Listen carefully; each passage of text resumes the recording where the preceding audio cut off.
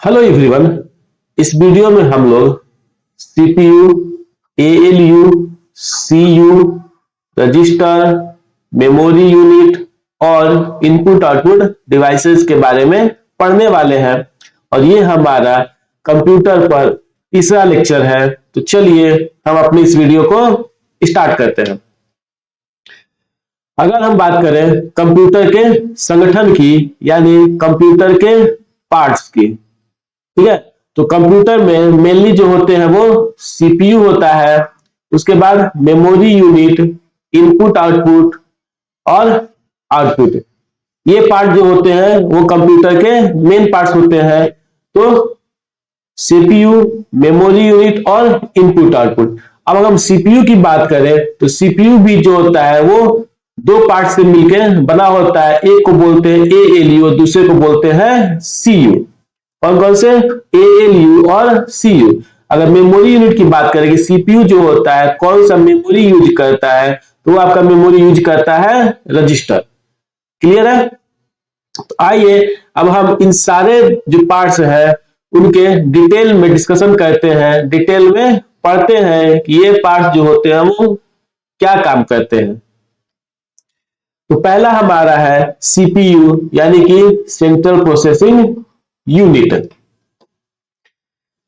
Central processing unit computer का प्राथमिक घटक है और मस्तिष्क है। यानी पूछा जाए आपसे कि कंप्यूटर का मस्तिष्क किसको कहते हैं, तो हम कहते हैं सीपीयू को।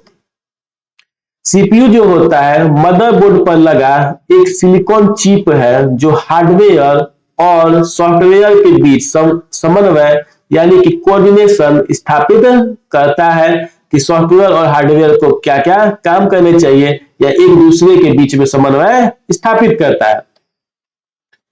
सीपीयू के मुख्य भागों में control unit, arithmetic logic unit और मेमोरी रजिस्टर शामिल होते हैं।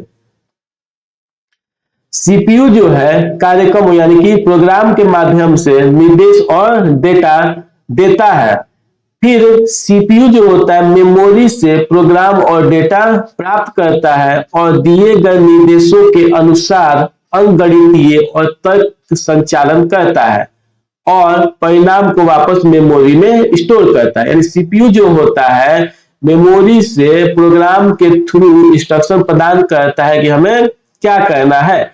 उस इंस्ट्रक्शन के अनुसार सीपीयू काम करता है और अंकगणितीय, अरिथमेटिक और लॉजिकल ऑपरेशन जो होता है उसको ये एग्जीक्यूट करता है। उसके बाद जो भी इसके परिणाम मिलते हैं, जो भी इसको रिजल्ट मिलते हैं, उस रिजल्ट को वापस ये ला करके मेमोरी यूनिट में सेव कर देता है, स्टोर कर देता है।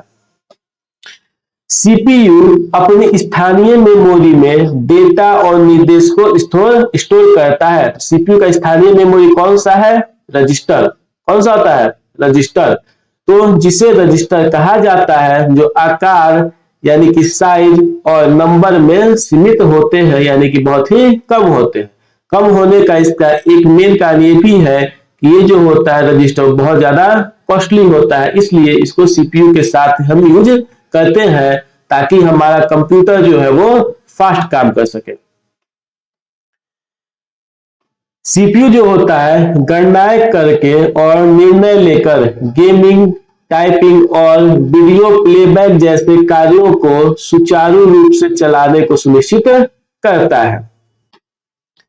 यह मदरबोर्ड पर एक सॉकेट में स्थापित होता है जो कंप्यूटर के सभी घटकों को जोड़ने वाला मुख्य सर्किट बोर्ड है। सीपीयू जो होता है मदरबोर्ड में एक सॉकेट होता है, उसमें इसको स्थापित किया जाता है और यही जो होता है वो बाकी के कंप्यूटर के पार्ट्स हैं उनको जोड़ने का काम करता है। इसके प्रमुख कार्य में जो शामिल है, ये सीपीयू जो है कौन कौन सा कार्य कर सकता है या कौन कौन सा कार्य करता है, तो गणितीय गणनाएं करना यानी अरिथमेटिक कैलकुलेशन करना, एप्लीकेशन और गेम चलाना, इनपुट आउटपुट संचालन का प्रबंधन करना, प्रोसेसिंग के दौरान डेटा को स्टोर करना और पुनः प्राप्त करना, ये सीपीयू के कार्य हैं। यानी हम ये कह सकते हैं कि कंप्यूटर जो भी कार्य करता है वो सीपीयू के माध्यम से ही करता है। जो भी आप कार्य सोच सकते हैं या कंप्यूटर को करते हुए देखते हैं, सारे के सारे कार्य कंप्यूटर जो होता है वो सीपीयू के माध्यम से करता है। क्लियर है? अब सीपीयू के कार्यों को हम थोड़ा डिटेल में देखते हैं। सीपीयू का मुख्य कार्य प्रोग्रामों से प्राप्त निर्देशों को संसाधित करना है, यानी हम जो भी प्रोग्राम लिखे हैं उनसे वो इंस्ट्रक्शन को पढ़ता है और उसके बाद उस इंस्ट्रक्शन के आधार पर उसको प्रोसेस करता है कि कौन सा काम करना है।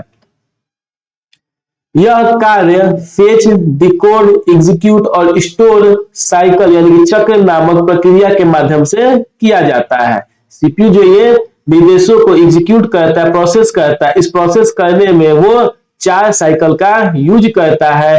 फेच, डिकोड, एग्जीक्यूट और स्टोर। यहां देख सकते हैं वो कैसे कैसे काम करता है। पहले फेच करता है, फिर डिकोड करता है, उसके बाद एग्जीक्यूट करता है, तब जाकर के वो स्टोर करता है। तो ये 4 साइकिल में सीपीयू जो होता है वो काम करता है। और ये जो आपका साइकिल है, इस बार के आरआरबी एनटीपीसी जो एग्जाम हुआ था ग्रेजुएट लेवल वाला, उसमें यह पूछा गया था कि सीपीयू कितने इंस्ट्रक्शंस में काम करता है। तो कितने साइकिल में काम करता है? तो 4 साइकिल में। पहला है फेच। इस साइकिल में क्या करता है? तो सीपीयू मुख्य मेमोरी यानी कि रैम से निर्देश को प्राप्त करता है। ठीक है, सीपीयू क्या करता है? रैम से निर्देश को प्राप्त करता है, इंस्ट्रक्शन को प्राप्त करता है कि सीपीयू को क्या करना है। डिकोड फेज में कंट्रोल यूनिट, ठीक है, जो सीयू है वो प्राप्त निर्देशों की व्याख्या करके आवश्यक कार्रवाई का निर्धारण करता है।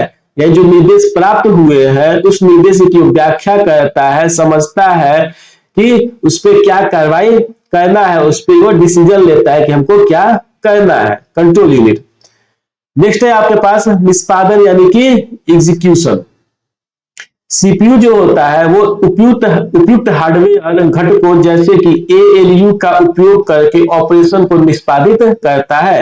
डिकोड ने हमें यह बता दिया कि कौन सा कार्य करना है, तो उस कौन सा कार्य करने को एएलयू जो है वो एग्जीक्यूट करता है कि हाँ इसको कौन सा कार्य करना है। एएलयू और भी सारे हार्डवेयर का यूज करता है।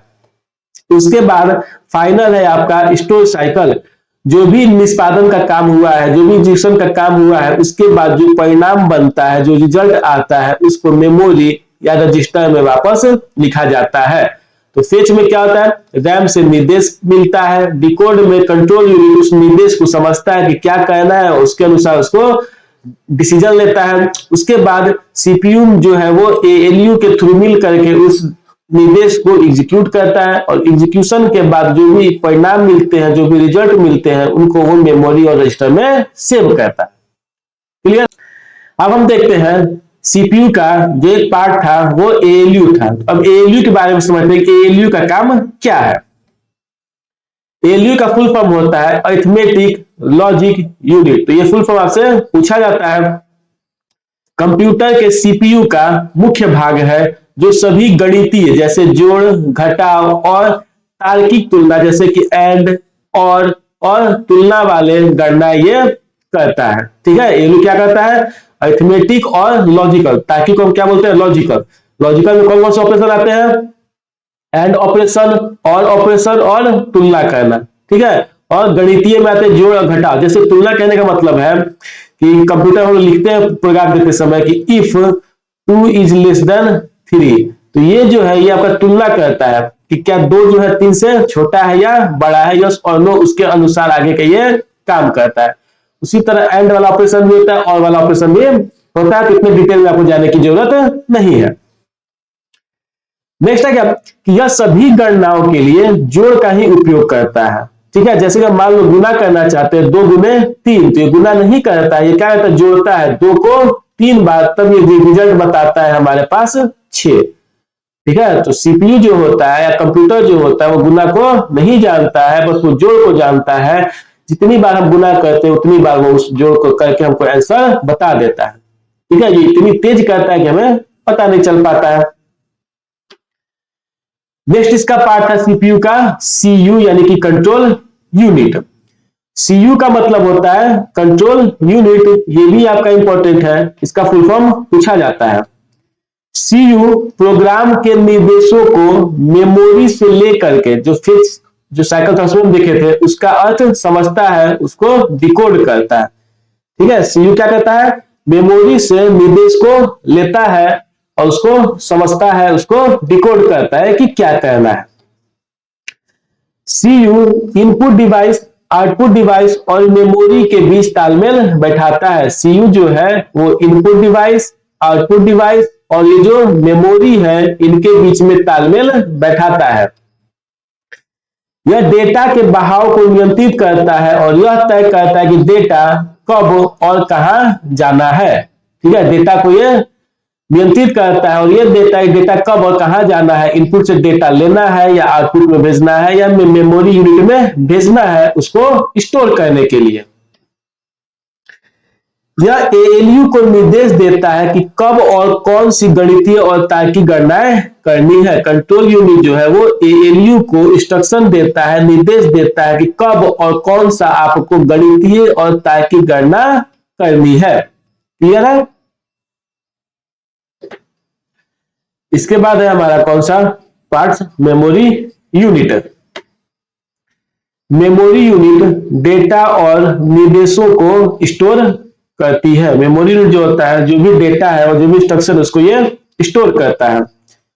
पुराने सीपीयू रजिस्टरों का उपयोग करते थे, लेकिन आधुनिक सीपीयू में अब तेज कैश मेमोरी का यूज होता है। यानी कि अब के कंप्यूटर्स में रजिस्टर की जगह पे कैश मेमोरी हम यूज करते हैं मेमोरी यूनिट के रूप में। सीपीयू कार्यों के दौरान रैम, रोम या हार्ड डिस्क से डेटा प्राप्त करता है और उसे रजिस्टरों या कैश में स्टोर करता है। रजिस्टर क्या काम करता है वो देखते हैं। कंप्यूटर में रजिस्टर सीपीयू के अंदर स्थित सबसे तेज और छोटी मेमोरी होती है। अगर हमसे पूछा जाए कि कंप्यूटर में सबसे तेज और छोटी मेमोरी कौन सी होती है, तो वो होती है रजिस्टर, जिसका उपयोग डेटा और निर्देशों को अस्थायी रूप से रखने के लिए किया जाता है। किसका? रजिस्टर का उपयोग। सीपीयू में कौन कौन से रजिस्टर यूज होते हैं ये हम यहाँ पे देख रहे हैं। चलिए इन रजिस्टर को समझते हैं कि कौन कौन से रजिस्टर सीपीयू के द्वारा यूज किए जाते हैं और वो किस काम के लिए यूज किए जाते हैं। पहला रजिस्टर है आपका एक्यूमुलेटर रजिस्टर। ये क्या काम करता है? तो यह अंकगणितीय और तार्किक क्रियाओं के परिणामों को अस्थायी रूप से स्टोर करता है। हम सीपीयू में जो भी काम करते हैं, अगर हम अरिथमेटिक काम करते हैं तो टेम्पोररी डाटा को स्टोर करता है। जैसे मान लेते हैं हम 2 + 3 + 4 करना है, तो पहले 2 और 3 को जोड़ेगा, ये 5 आएगा। ठीक है, तो ये 5 जो है कहीं ना कहीं स्टोर होगा। तो ये जिस रजिस्टर में स्टोर होगा उसको हम बोलते हैं एक्यूमुलेटर रजिस्टर। जब ये 5 हो गया तो अब 5 ये 4 में ऐड होगा, तब जाकर के ये बताएगा 9। ठीक है, तो ये जो 5 हमारा जो स्टोर हो रहा है वो कहाँ स्टोर हो रहा है? एक्यूमुलेटर रजिस्टर में। या जो 9 स्टोर हो रहा है कहाँ स्टोर हो रहा है? एक्यूमुलेटर रजिस्टर में। हम फिर इसको क्या करते हैं, फिर इसको हम जा करके फाइनल जो हमारा परमानेंट स्टोरेज है वहां पे हम इसको भेजते हैं कमांड के थ्रू। ठीक है, तो एक्यूमुलेटर रजिस्टर जो होता है अस्थायी परिणाम को स्टोर करता है। प्रोग्राम काउंटर क्या होता है? तो यह अगली निष्पादित होने वाली इंस्ट्रक्शन का मेमोरी रखता है। जैसे अगर मान लीजिए हम कोई प्रोग्राम लिखे हैं, ठीक है, तो प्रोग्राम में हम इंस्ट्रक्शन लिखते हैं लाइन बाय लाइन। तो ये मान लीजिए इंस्ट्रक्शन जो आपका वो एग्जीक्यूट हो रहा है, तो इसके नीचे वाले इंस्ट्रक्शन जो है जहां पे भी लिखा गया है, जिस मेमोरी में लिखा गया है, उस मेमोरी का एड्रेस जो होता है वो प्रोग्राम काउंटर रखता है। ठीक है, तो आपसे बस डायरेक्ट टू डायरेक्ट क्वेश्चन पूछा जाता है कि अगली निष्पादित होने वाली इंस्ट्रक्शन का मेमोरी जो होता है वो कौन सा रजिस्टर रखता है, तो रखता है कौन सा? Program counter. नेक्स्ट अपने पास मेमोरी एड्रेस रजिस्टर MAR। ठीक है, इसका फुल फॉर्म भी है, साथ में आप इसको याद रखिएगा। क्लियर है? यह उस डेटा या इंस्ट्रक्शन के एड्रेस को होल्ड करता है जिसे मेमोरी में पढ़ा या लिखा जाना है। जैसे ये वाला इंस्ट्रक्शन था आपका, जैसे आप हम देख रहे हैं, पहला इंस्ट्रक्शन है, दूसरा इंस्ट्रक्शन है, ये तीसरा इंस्ट्रक्शन है। ठीक है, तो ये जैसे पहला इंस्ट्रक्शन अभी एग्जीक्यूट हो रहा है, तो जिस एड्रेस पे है इसका एड्रेस जो होता है वो मेमोरी एड्रेस रजिस्टर होल्ड करता है। इसके बाद वाला जो भी इंस्ट्रक्शन है जो एग्जीक्यूट, ये तो एग्जीक्यूट हो रहा है पहला इंस्ट्रक्शन, दूसरा इंस्ट्रक्शन जो है ये एग्जीक्यूट होने वाला है, तो इसके एड्रेस को ये पीसी काउंटर रखता है कि कौन सा इंस्ट्रक्शन इसके बाद एग्जीक्यूट होने वाला है। क्लियर है? नेक्स्ट है आपके पास मेमोरी डाटा रजिस्टर, जिसको हम बोलते हैं एमडीआर या एमबीआर, मेमोरी बफर रजिस्टर भी बोलते हैं। ये क्या काम करता है?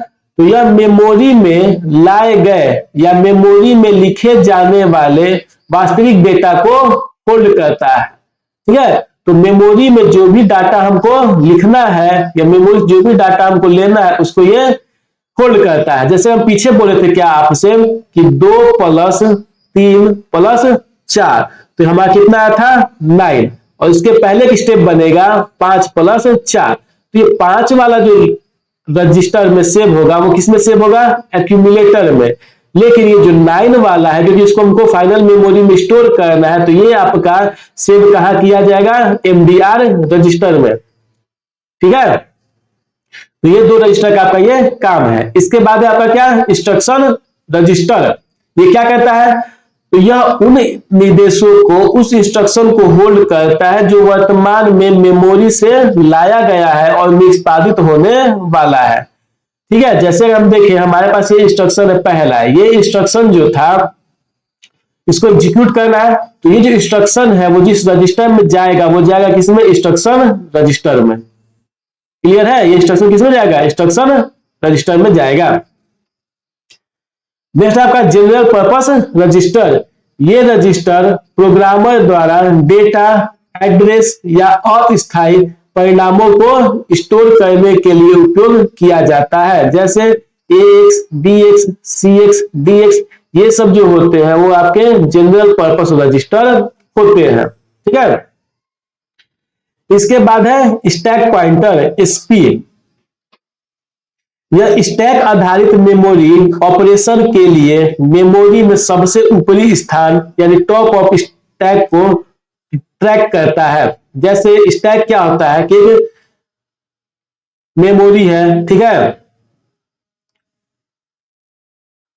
इस टाइप से, तो ये मेमोरी का जो सबसे ऊपरा वाला जो स्थान है ये आपका SP जो पॉइंटर है वो रखता है कि हमारे स्टैक में कहां पे हमारा मेमोरी जो है भर गया है, ये रखता है। जैसे मान लो अब हम किसी को डाटा को लिखना है तो ये इस वाले मेमोरी में आएगा।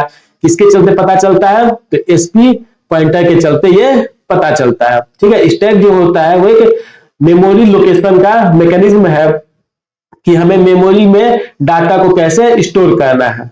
क्लियर है? स्टैक होता है, क्यू होता है, डबल इंडेड क्यू होता है, इस तरह से बहुत सारे मेमोरी जो स्टोरेज है उनके ये मैकेनिज्म होते हैं। तो स्टैक का जो सबसे ऊपर वाला जो मेमोरी एड्रेस है इसको रखता है आपका स्टैक पॉइंटर। अब हम देखते हैं सीपीयू के बारे में समझ चुके हैं। सीपीयू को हम एक तरह से प्रोसेसर भी बोलते हैं। ठीक है, सीपीयू क्या बोलते हैं? प्रोसेसर भी बोलते हैं। तो प्रोसेसर के प्रकार देखते हैं कि प्रोसेसर जो होते हैं वो किस प्रकार के होते हैं। अगर हम कोर की संख्या के आधार पर सीपीयू जो होते हैं वो कई प्रकार के होते हैं। ठीक है, कोर जो होता है मुख्य सीपीयू के अंदर एक मिनी सीपीयू की तरह होता है, यानी मिनी सीपीयू को क्या बोलते हैं? कोर बोलते हैं। और जितने अधिक कोर होंगे सीपीयू एक साथ उतने ही अधिक कार्य को कर सकेगा। ठीक है, जितने अधिक कोर होंगे सीपीयू उतना अधिक कार्य को कर सकेगा। जितने अधिक कोर होंगे इसका मतलब उतने ही अधिक आपके पास सीपीयू है। तो ऑब्वियस सा बात है कि जितने सीपीयू है उतने वो कार्य कर सकेगा। क्लियर है? जैसे सिंगल कोर सीपीयू आप देख सकते हैं, ये जो है क्या सिंगल कोर सीपीयू है। ये क्या होता है? ये सबसे पुराना प्रकार है जिसका उपयोग 1970 के दशक में किया जाता था। यह एक समय में केवल एक ही कार्य को संभाल सकता था, इसलिए यह गेम या वेब ब्राउजर जैसे आधुनिक एप्स के लिए धीमा है। जैसे आप पुराने वाले मोबाइल को ही समझो, पुराने वाला जो मोबाइल था जिसको हम बोलते थे बेसिक फोन, उसमें हम केवल एक काम कर सकते थे कॉल करने का, उसमें हम कोई दूसरा काम नहीं कर सकते थे। तो वो जो हमारा कंप्यूटर हो जाएगा वो कैसा हो जाएगा? सिंगल कोर कंप्यूटर हो जाएगा। आया समझ? उसके बाद है डुअल कोर। देखिए एक ही सीपीयू पे ठीक है, एक ही सीपीयू पे आपके दो मिनी सीपीयू लगे हुए हैं। तो अब आप समझ चुके हैं कि एक बार में दो कार्य कर सकता था। इसमें दो कोर होते थे, दो को मतलब मिनी सीपीयू, इसलिए यह एक साथ दो कार्यों को संभाल सकता है। यह तेज है और मल्टीटास्किंग के लिए बेहतर है, जैसे होमवर्क करते हुए संगीत सुनना। ठीक है, जैसे आप कंप्यूटर कुछ काम कर रहे हैं और गाना सुनना चाहते हैं तो आप काम इसमें कर सकते हैं, लेकिन सिंगल कोर वाले में आप नहीं कर सकते हैं। अगर आप गाना सुने तो केवल गाना ही सुनेंगे, बाकी दूसरा काम नहीं करेंगे। तो आपको गाना को बंद करना पड़ेगा, तब आप दूसरा काम कर सकते हैं। लेकिन डुअल कोर में आप एक साथ दो कार्य को कर सकते हैं। क्लियर है? इसके बाद है क्वाड कोर। क्वाड कोर मतलब एक सीपीयू में चार मिनी सीपीयू है ना, तो एक साथ कितने काम कर सकते हैं? चार काम कर सकते हैं। अब आप समझ चुके होंगे कि जितने ज्यादा कोर होंगे, जितना ज्यादा मिनी सीपीयू होगा, उतना ज्यादा वो सिस्टम काम कर सकता है और उतना ज्यादा वो तेज हो जाएगा। इसमें चार कोर होते हैं जो इसे वीडियो एडिटिंग या आधुनिक गेम खेलने जैसे भारी कार्यों के लिए बेहतरीन बनाते हैं। यह बहुत तेज होता है और आजकल के कंप्यूटरों में ये आम है। क्लियर है? ये बहुत तेज होता है और आजकल का कंप्यूटर जो होता है वो इस टाइप का कंप्यूटर जो होता है, इसमें बहुत सारे कोर की संख्या होती है। ये देखिए आप, ये है आपका डुअल कोर, ये है आपका क्वाड कोर। ठीक है, ये आपका सिंगल कोर यानी कि सीपीयू है। ये जो आपका इसमें 6 कोर है, इसमें आपके 8 कोर है। यहाँ पे आपके मल्टीपल कोर है, इसमें आपके 16 कोर का एग्जांपल लेके दिखाया गया है, यानी कि मल्टीपल कोर सीपीयू। तो ये सब आपके प्रोसेसर के प्रकार है, सीपीयू के प्रकार है। डुअल कोर और क्वाड कोर में क्या है? तो देखिए, डुअल कोर में आप एक साथ दो काम कर सकते हैं और क्वाड कोर में आप एक साथ 4 काम कर सकते हैं। क्लियर है? अब देखते हैं हम इसके इनपुट आउटपुट जो पार्ट होते हैं उसको। इनपुट जो होता है हमें कंप्यूटर से डेटा दर्ज करने में सक्षम बनाता है, यानी कंप्यूटर जो होता है उसके थ्रू हम इनपुट को डेटा देते हैं। ठीक है, आप यहां देख सकते हैं इनपुट आउटपुट डिवाइसेज में, इनपुट डिवाइसेज में कीबोर्ड है, आपका माउस है, स्कैनर है, जॉयस्टिक है। आउटपुट की बात करें हम तो माइक्रोफोन है, प्रिंटर है, स्पीकर है और मॉनिटर है। तो हम इसके बारे में डिटेल में देखेंगे। और भी इनपुट आउटपुट डिवाइसेज होते हैं जैसे कीबोर्ड और माउस। अगर हम आउटपुट कंप्यूटर जो होता है, ठीक है, आउटपुट कंप्यूटर को परिणाम दिखाने में सक्षम बनाता है। इनपुट जो होता है उसके थ्रू हम कंप्यूटर को डाटा देते हैं और आउटपुट जो होता है वो डाटा दिखाने का काम करता है। जैसे हम कीबोर्ड से क्या क्या टाइप किए हैं वो आप मॉनिटर के थ्रू देख सकते हैं। देख सकते हैं? देख सकते हैं। इनपुट आउटपुट डिवाइस को पेरिफेरल डिवाइस भी कहा जाता है। क्या कहा जाता है? Peripheral device. इन्हें इंटरफेस भी कहा जाता है। इनपुट आउटपुट डिवाइस को इंटरफेस भी कहा जाता है क्योंकि ये मनुष्य और मशीन के लिए जानकारी का अनुवाद करते हैं। अब हम देखते हैं इनपुट डिवाइसेज कौन कौन सी होती है। पहला है आपका कीबोर्ड। ये देखिए आपका क्या है? कीबोर्ड है। ये एक प्रकार का इनपुट डिवाइस है। मानक कीबोर्ड जो होता है, स्टैंडर्ड कीबोर्ड होता है, उसमें 104 की होती है। कितनी की होती है? 104 की होती है। और नंबर पैड में कुल 17 की होती है। यहां से हम बात करें तो ये आपका नंबर पैड होता है। इस नंबर पैड में आपके पास टोटल 17 की होती है। कैपिटल ए से कैपिटल जेड और स्मॉल ए से स्मॉल जेड, इसको हम लोग वर्णमाला कुंजी या अल्फाबेट की कहते हैं। 0 से 9 तक जो है उसको हम संख्या कुंजी कहते हैं। ये जो है आपका, हम इसको संख्या कुंजी कहते हैं। F1 से F12 आप यहां देखेंगे तो F1, F2, F3 ये आपका चला जाएगा कहां तक? F12 तक। F12 तक को हम संशोधक कुंजिया कहते हैं और F1 से 12 को हम लोग फंक्शन कुंजी कहते हैं। कंट्रोल, ऑल्ट और शिफ्ट को हम लोग संशोधक की कहते हैं। Caps lock, numeric lock, screen lock, scroll lock, इसको हम लोग टॉगल कुंजी कहते हैं। तो नाम रखेंगे, आपसे पूछा जाता है ऑप्शन दे करके इनमें से कौन सी टॉगल की है, टॉगल कुंजी है। टॉगल कुंजी में कौन कौन सा आता है, कैप्स लॉक, न्यूमेरिक लॉक और स्क्रॉल लॉक। संशोधक कुंजी में बोला जाए तो कंट्रोल, ऑल्ट और शिफ्ट। ठीक है, फंक्शन में बात किया जाए तो F1 से F12, आपको मेनली दो ही पूछा जाता है, संशोधक की और टॉगल की। ठीक है, बाकी ये सब क्लियर है, तो ये इनसे उतना क्वेश्चन नहीं बनता है, बाकी इन दोनों से क्वेश्चंस बनते हैं। नेक्स्ट है आपके पास OMR, जिसका फुल फॉर्म होता है optical mark recognition. Full form आपको जहां मिलता है उसको याद रखा कीजिए। ये जो आपका है वो क्या है, ऑप्टिकल मार्क रिकॉग्निशन। ये क्या होता है, तो एक ऐसी तकनीक है जो कागजी दस्तावेजों जैसे कि OMR सीट पर बने निशानों जैसे कि भरे हुए गोल बबल्स, चेक बॉक्स या बॉक्स को पहचान कर डेटा एकत्र करता है। जो हम OMR फिल करते हैं उसको ये रीड करने का काम करता है। सिंपल सा आप इतना समझिए। नेक्स्ट आपके पास MICR, magnetic ink character recognition. MICR, magnetic ink character recognition.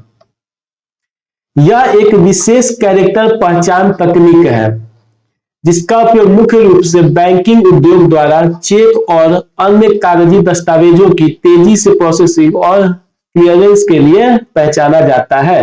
Bank में हम लोग जो भी चेक जमा करते हैं उसको पहचान के लिए ओरिजिनल है या डुप्लीकेट है, और उसको क्लियर करने के लिए इस जो क्या बोलते हैं इस डिवाइस का उपयोग किया जाता है।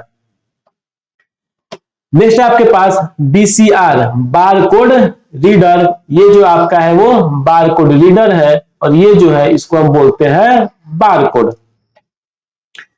जिसे बार कोड स्कैनर के नाम से भी जाना जाता है। यह एक ऐसा इलेक्ट्रॉनिक इनपुट डिवाइस है जिसका उपयोग किसी प्रोडक्ट पर छपे बार कोड को स्कैन करने और पढ़ने के लिए किया जाता है। तो ये बार कोड जो है इसको पढ़ने के लिए इस BCR का उपयोग किया जाता है, बार कोड रीडर का उपयोग किया जाता है। QR, इसको बोलते हैं क्या, क्विक रिस्पॉन्स। क्या बोलते हैं, क्विक रिस्पॉन्स। ये जो आपका है वो QR कोड है, quick response code. QR code में एक द्विआयामी यानी कि 2D मैट्रिक्स बार कोड होता है जिसे स्मार्टफोन कैमरे या समर्पित स्कैनर द्वारा स्कैन किया जा सकता है। ये बारकोड है जिसको भी हम लोग इसके द्वारा स्कैनर आता है उसको, या आप तो मोबाइल फोन से भी हम इसको स्कैन कर सकते हैं। इसे 1994 में जापान की कंपनी डेंसो वेब ने विकसित किया था। इस QR कोड को किसने विकसित किया था, जापान की एक कंपनी है डेंसो वेब, और इसे 1994 में ही विकसित किया गया था। इसके बाद है माउस। ये देखिए आपके पास माउस है। कंप्यूटर माउस का एक प्रमुख इनपुट और पॉइंटिंग डिवाइस है जिसका उपयोग स्क्रीन पर कर्सर को नियंत्रित करने के लिए किया जाता है। अगर हम माउस की बात करें तो माउस जो होते हैं दो प्रकार के होते हैं, एक को बोलते हैं ऑप्टिकल माउस और दूसरे को बोलते हैं मैकेनिकल माउस। ये माउस जो है आपका है वो ऑप्टिकल माउस है, और ये जो माउस है आपका वो मैकेनिकल माउस है।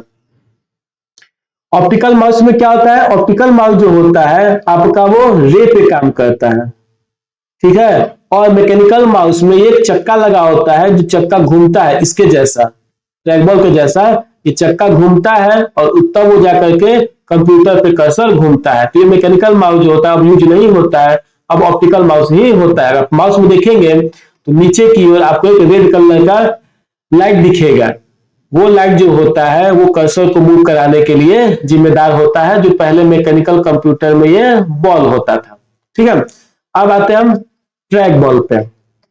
ट्रैक बॉल क्या होता है, तो कंप्यूटर के लिए इनपुट और पॉइंटिंग डिवाइस है, जैसे कि माउस होता था वैसे ये ट्रैक बॉल भी है, जो प्रारंभिक माउस के समान ही काम करता है, लेकिन इसका डिजाइन जो होता है वो अलग होता है। यहां देखते हैं आप, तो हम पूरे माउस को हम लोग घुमाते हैं, ठीक है, तो नीचे अपना छोटा सा चक्का घूमते रहता है। इसमें क्या होता है कि ये जो डिवाइस है वो स्टेबल है। अब हम केवल क्या करते हैं, चक्के को घुमाते हैं और माउस को स्क्रीन पे कंट्रोल करते हैं। ये बोला जा रहा है यह एक स्थिर डिवाइस है जिसके ऊपर एक उभरी हुई गेंद होती है, देख रहे हैं आप। लाइट पेन, ये देखिए ये जो आपका वो लाइट पेन है, आप समझ गए होंगे क्या काम आता है। यह किसी भी सीआरटी मॉनिटर, जो पहले के मॉनिटर आते थे ये बड़े वाले जो बड़े टीवी टाइप के थे, वो मॉनिटर को सीआरटी मॉनिटर कहते थे।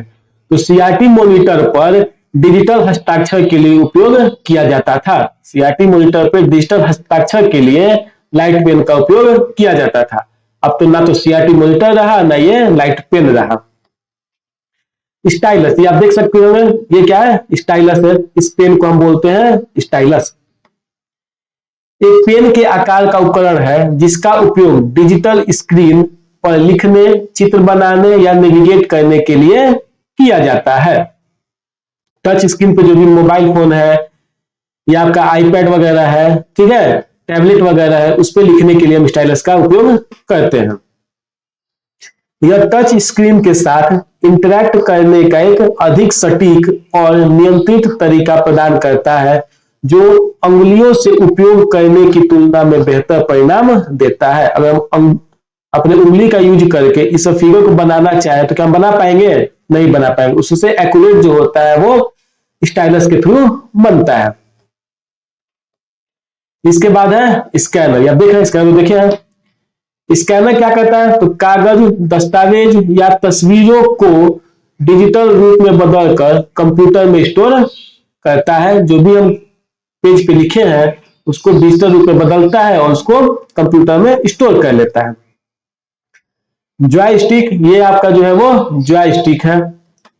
वीडियो गेम को नियंत्रित करने के लिए प्रयुक्त इनपुट डिवाइस। जब हम वीडियो गेम खेलते हैं तो उस डिवाइस में हम उस समय हम इसका उपयोग करते हैं जॉयस्टिक का। अब हम देख रहे हैं आउटपुट डिवाइस के बारे में। इनपुट डिवाइस हमने देख लिया, आप क्या है, आउटपुट डिवाइस मॉनिटर, ये आपका मॉनिटर है। कंप्यूटर का एक प्रमुख आउटपुट डिवाइस है जिसे विजुअल डिस्प्ले यानी कि वीडीयू या विजुअल डिस्प्ले टर्मिनल वीडीटी भी कहा जाता है। तो इसको याद रखेंगे, मॉनिटर को विजुअल डिस्प्ले यूनिट या विजुअल डिस्प्ले टर्मिनल भी कहा जाता है। फुल फॉर्म के साथ इसको याद रखेंगे। अगर हम मॉनिटर की बात करें तो मॉनिटर निम्न प्रकार के होते हैं, जैसे हमने देखा था पहले, CRT monitor, TFT monitor, LCD monitor, LED monitor और ओएलईडी मॉनिटर। इन सबसे आपसे बस फुल फॉर्म पूछा जाता है। तो सीआरटी मॉनिटर का अगर हम बात करें तो सीआरटी का फुल फॉर्म होता है कैथोड रे ट्यूब। टीएफटी का होता है थिन फिल्म ट्रांजिस्टर। एलसीडी का liquid crystal display, LED light emitting diode और OLED organic light emitting diode. तो ये जो है 5 प्रकार के आपके मॉनिटर होते हैं। क्लियर है? CRT cathode ray tube, TFT thin film transistor, LCD liquid crystal display, LED light emitting diode, OLED organic light emitting diode. ये 5 प्रकार के आपके पास मॉनिटर होते हैं। रंगों के आधार पर मॉनिटर को मोनोक्रोम मॉनिटर और कलर मॉनिटर में विभाजित किया जाता है। मोनोक्रोम मॉनिटर आप समझ सकते हैं, जो ब्लैक एंड व्हाइट जो मॉनिटर होता था या टीवी होता था उस टाइप का समझिए, उसको हम बोलते थे मोनोक्रोम। और अभी के जो मॉनिटर आते हैं वो सब कैसे आते हैं? कलर मॉनिटर आते हैं। नेक्स्ट है आपके पास प्रिंटर। प्रिंटर जो होता है कंप्यूटर में मौजूद डिजिटल डॉक्यूमेंट या इमेज को कागज पर प्रिंट करता है। कंप्यूटर में हमारा जो भी डॉक्यूमेंट है उसको कागज पर प्रिंट करने का काम कौन करता है? प्रिंटर करता है। यह सॉफ्ट कॉपी को हार्ड कॉपी में बदलता है। अगर हमारे पास पेपर पे कोई प्रिंट है तो उसको हम बोलते हैं हार्ड कॉपी, ठीक है। और इसी डॉक्यूमेंट को हम सिस्टम में स्टोर कर देते हैं तो उसको हम बोलते हैं सॉफ्ट कॉपी। क्लियर है?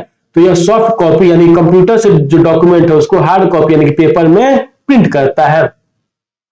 अगर हम प्रिंटर के प्रकार की बात करें, प्रिंटर कितने प्रकार के होते हैं, तो प्रिंटर जो आता है आपके मेनली 2 प्रकार के होते हैं। एक को बोलते हैं हम इंपैक्ट प्रिंटर और दूसरे को बोलते हैं non impact printer. Impact printer की बात करें तो 4 प्रकार के होते हैं। एक होता है डॉट मैट्रिक्स, दूसरा होता है डेजी व्हील, तीसरा लाइन प्रिंटर और चौथा जो होता है वो कैरेक्टर प्रिंटर होता है। तो आपसे पूछा जाता है देख करके लाइन प्रिंटर जो है वो कैसा प्रिंटर है, तो कैसा प्रिंटर हम बोलेंगे? Impact printer. Non impact printer की बात करें तो ये तीन है आपके पास, लेजर प्रिंटर, इंजेक्ट प्रिंटर और ये थर्मल प्रिंटर। तीन प्रिंटर जो होते हैं वो आपके नॉन इंपैक्ट होते हैं। नेक्स्ट आपके पास क्या, प्लॉटर। प्लॉटर दिख रही है, जो हम बैनर पोस्टर बनवाते हैं उस डिवाइस का नाम है आपके पास प्लॉटर। प्लॉटर एक कंप्यूटर हार्डवेयर आउटपुट डिवाइस है जो पारंपरिक प्रिंटर की तरह ही काम करता है, लेकिन इसका उपयोग विशेष रूप से उच्च गुणवत्ता वाले बड़े ग्राफिक्स, नक्शे, engineering design, banner poster print करने के लिए, होर्डिंग्स या कार के पुर्जे आदि बनाने के लिए उपयोग किया जाता है। तो ये आज का हमारा जो वीडियो था कंप्यूटर के संगठन के बारे में, कंप्यूटर के कंपोनेंट के बारे में, वो समाप्त हुआ। तो ये वीडियो आपको कैसा लगा कमेंट सेक्शन में जरूर बताइए। ये वीडियो आपको पसंद आया है तो इसे लाइक, सब्सक्राइब और शेयर जरूर करें। तो मिलते हैं आपसे अगली वीडियो में किसी नए टॉपिक के साथ। तब तक के लिए धन्यवाद, bye bye and take care.